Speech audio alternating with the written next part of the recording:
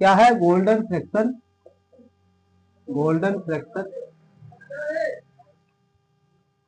Table सबसे ज्यादा बच्चे इसी में क्या होते हैं बच्चों, इसी में ही सीसेट की जान है। सीसेट की क्या है, सीसेट, सीसेट की जान।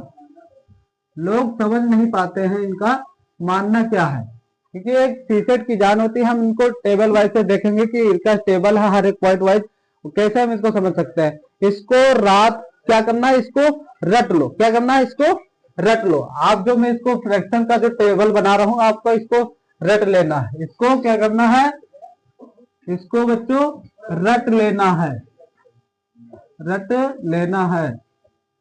ओके, क्योंकि आपका ये क्या है, सीसेट की जान है। इसको आप रट लीजिए, उसके बाद में क्या करना है, आपका सीसेट क्लियर। क्या है, सीसेट, सीसेट क्लियर। आप जैसे इसे क्या करेंगे, जैसे ही आप इसको रट लेंगे आपका सीसेट क्लियर हो जाएगा। यहीं पर बस हम आपको बताते हैं कि परसेंटेज में क्या क्या आपको याद करना है। परसेंटेज,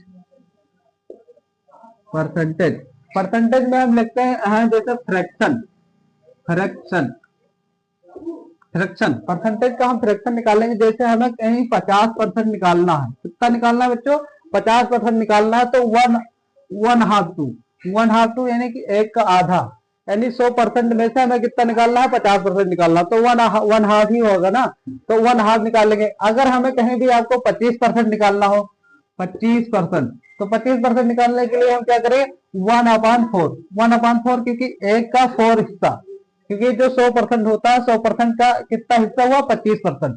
25% के क्या बोलेंगे, एक हिस्सा। इस 100 में से कितने हम डिवाइड करें कि जो हमारा हिस्सा निकलेगा 25%।